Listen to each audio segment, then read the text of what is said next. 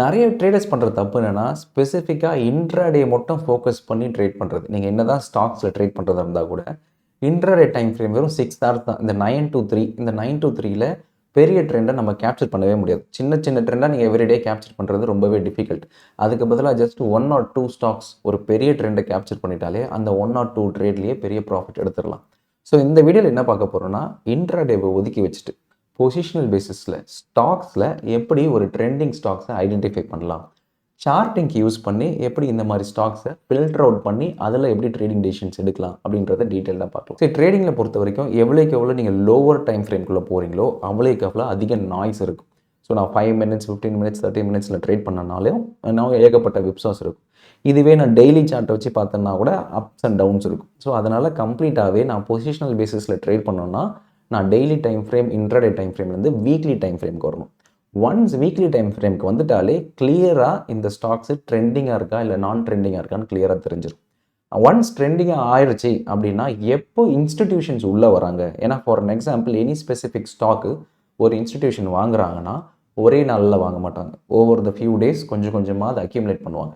ஏன்னா ஒரே நாளில் அவங்க மில்லியன்ஸ் ஆஃப் டாலர்ஸ் கொடுத்து வாங்கும் போது ஹியூஜ் வால்யூம் வந்துடும், அது எல்லாருக்குமே தெரிஞ்சிடும். ஸோ நான் எக்ஸ்பெக்ட் பண்ண மாதிரி 1% 2% ஸ்டேக்லாம் ஒரே நாளில் வித்தின் 6 ஹவர்ஸில் வாங்க முடியாதுன்னு அவங்களுக்கே தெரியும். அதனால் இந்த இன்ஸ்டிடியூஷன்ஸில் அவங்களோட பை ஆர்டர்ஸை பிரேக் டவுன் பண்ணி நிறைய பேருக்கு கொடுத்துருவாங்க. அவங்களோட வேலை என்னென்னா மண்டே டு ஃப்ரைடேக்குள்ளே அவங்க கொடுத்துருக்கிற வால்யூமை அவங்களுக்கு எக்ஸிக்யூட் பண்ணி கொடுக்கணும்.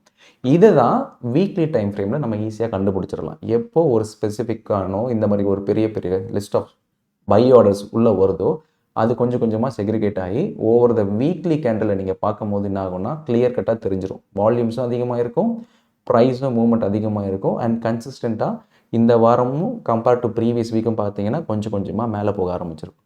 அந்த மாதிரி ஸ்டாக்கை எப்படி ஐடென்டிஃபை பண்ணுறது சார்ட்டிங் யூஸ் பண்ணி அப்படின்றத பார்ப்போம். ஸோ இதுதான் சார்ட்டிங் ஸ்கேனர். இந்த ஸ்கேனருக்கான லிங்க்கை நான் டிஸ்கிரிப்ஷனில் மென்ஷன் பண்ணுறேன், அதை செக் பண்ணுங்கள்.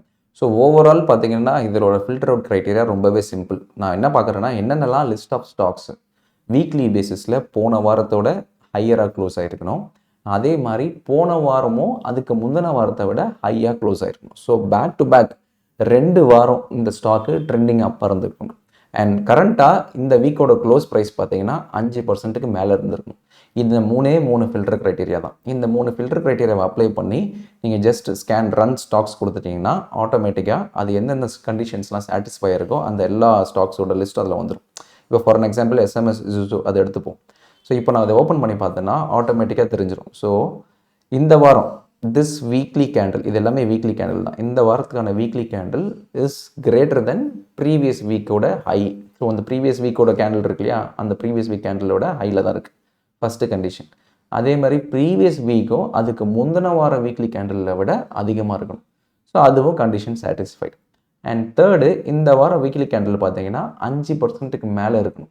இது பார்த்தீங்கன்னா ஆல்மோஸ்ட் 12%ல் இருக்குது. ஸோ ஆல்மோஸ்ட் 12%ல் இருக்குன்றதுனால இந்த கண்டிஷனும் சாட்டிஸ்ஃபை. அப்படின்னா என்ன அர்த்தம்னா ஓவராலாக இந்த பர்டிகுலர் ஒரு ஸ்டாக்கில் ஒரு எக்ஸ்ட்ரீமான ஒரு புல்லிஷ் ஆக்டிவிட்டி நடந்துக்கிட்டு இருக்குது ஸ்லோ அண்ட் ஸ்டெடியாக.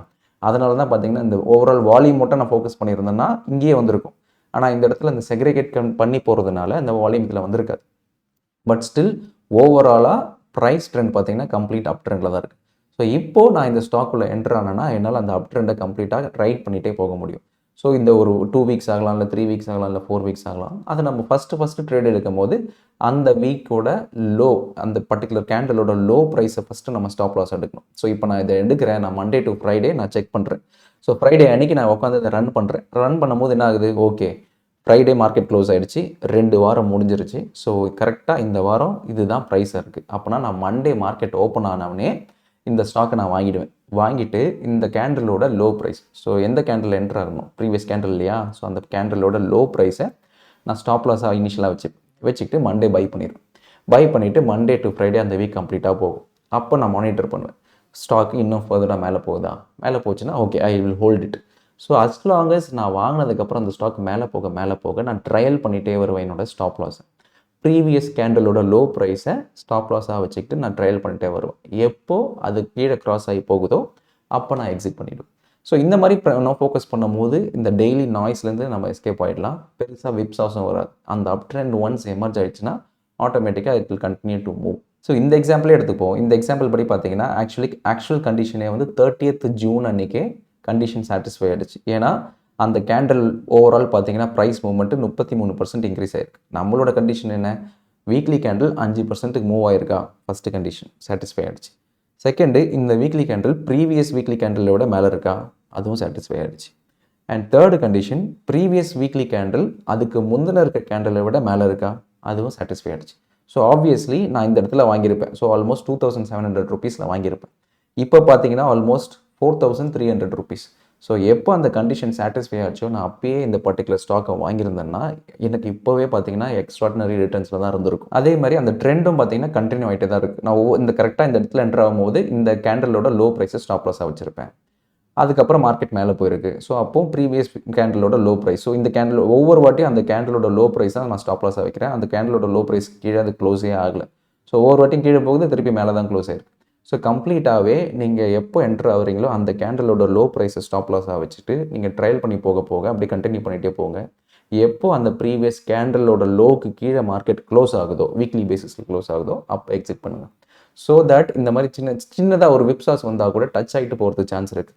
பட் அந்த வீக்லி கேண்டில் க்ளோஸே ப்ரீவியஸ் கேண்டில் க்ளோஸு கீழே க்ளோஸ் ஆச்சுன்னா அந்த ட்ரெண்டே வீக்கன் ஆகிடுச்சு, ட்ரெண்ட் இஸ் ஓவர்னு அர்த்தம். அப்போ நம்ம எக்ஸிட் பண்ணிக்கலாம். ஸோ இந்த சார்ட்டிங் ஸ்கேனரில் நீங்கள் எப்படி வேணாலும் ப்ளே ரன் பண்ணிக்கலாம். ஃபார் எக்ஸாம்பிள் இப்போ நான் கேஷுக்கு பதிலாக ஃபியூச்சர்ஸ்னு வைக்கிறேன்னா ஃபியூச்சர்ஸில் எனி ஸ்பெசிஃபிக் ஸ்டாக்ஸ் அது ஏதாவது கண்டிஷன் சாட்டிஸ்ஃபை ஆச்சுன்னா அதுவும் வரும்.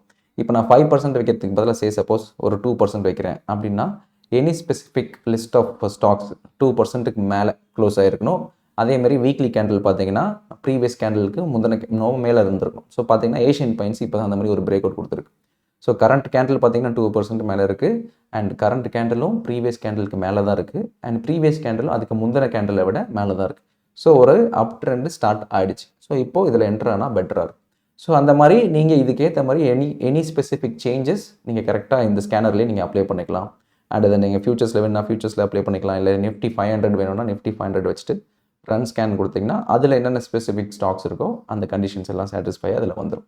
ஸோ இதை எவ்ரி ஃப்ரைடே மார்க்கெட் க்ளோஸ் ஆனதுக்கப்புறமா நீங்கள் ரன் பண்ணிவிட்டு மண்டே என்ட்ரு ஆகிட்டு அதுக்கப்புறமா நீங்கள் எவ்ரி ஃப்ரைடே அந்த மண்டே டு ஃப்ரைடே அந்த கம்ப்ளீட் வீக்லி கேண்டில் ஃபார்ம் ஆகிற வரைக்கும் வெயிட் பண்ணிவிட்டு அதுக்கப்புறமா ஃபர்தராக அதை ட்ரையல் பண்ணிட்டு போகணும். ஸோ இது ஒரு சிம்பிள் செட்டப் தான். ஸோ இந்த சிம்பிள் செட்டப் ஸ்பெசிஃபிக்காக ஃபார் கேஷ் மார்க்கெட். எங்கிட்ட வந்து பெரிய கேபிட்டலில் ஆப்ஷன்ஸ் ட்ரேடிங் பண்ண முடியாது, ஃபியூச்சர்ஸ் ட்ரேடிங் பண்ண முடியாது, எனக்கு ஒரு சிம்பிள் ஒரு rule based setup to begin with அப்படின்றவங்களுக்கு தான் இந்த ஓவரால் செட்டப்பு.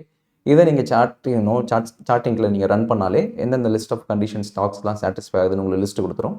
அதை பேஸ் பண்ணி நீங்கள் டேரெக்டாக you can enter on weekly பேசிஸில் every Monday you can enter. So Friday நீங்கள் அதை ரன் பண்ணுங்கள். ஃப்ரைடே ஆஃப்டர் மார்க்கெட் க்ளோஸ் ஆனதுக்கப்புறம் சாட்டர்டே சண்டே கூட ஃப்ரீயாக இருக்கும்போது ரன் பண்ணிங்கன்னா உங்களுக்கு லிஸ்ட் ஆஃப் ஸ்டாக்ஸ் வந்துடும். அதில் நீங்கள் ஷார்ட் லிஸ்ட் பண்ணிவிட்டு மண்டேலாம் மார்க்கெட் ஓப்பன் ஆனதுக்கப்புறமா you can go long in it. And accordingly ஒரு வீக்லி பேசிஸில் எண்ட் ஆஃப் த ஃப்ரைடே திருப்பி செக் பண்ணுங்கள். ஓகே ப்ரீவியஸ் வீக் கீழே போகலையா, ஹோல்ட் பண்ணுங்கள். திருப்பி அதே மாதிரி நெக்ஸ்ட் வீக் பாருங்கள், ப்ரீவியஸ் வீக்கு கீழே போகலையா, ஹோல்ட் பண்ணுங்கள். அந்த மாதிரி வச்சுட்டு ஹோல்ட் பண்ணிங்கன்னா அந்த கம்ப்ளீட் ட்ரெண்டை நீங்கள் ரைட் பண்ணிகிட்டே போகலாம். ஜஸ்ட் 1 or 2 ட்ரேட்ஸ் தான் கம்ப்ளீட்டாக காலையிலேருந்து ஈவினிங் வரைக்கும் மார்க்கெட் முன்னாடியே உட்கார வேண்டிய அவசியமே இருக்காது. ஸோ ஒரு சிம்பிளான எஃபர்ட்டில் ஒரு பெட்டர் ரிட்டர்ன்ஸ் கொடுக்குற மாதிரி ஒரு செட்டப் தான் இது. So hope you found it helpful. இதில் ஏதாவது டவுட்ஸ்னால் நீங்கள் கமெண்ட்ஸில் மென்ஷன் பண்ணுங்கள், நான் அட்ரஸ் பண்ணுறேன்.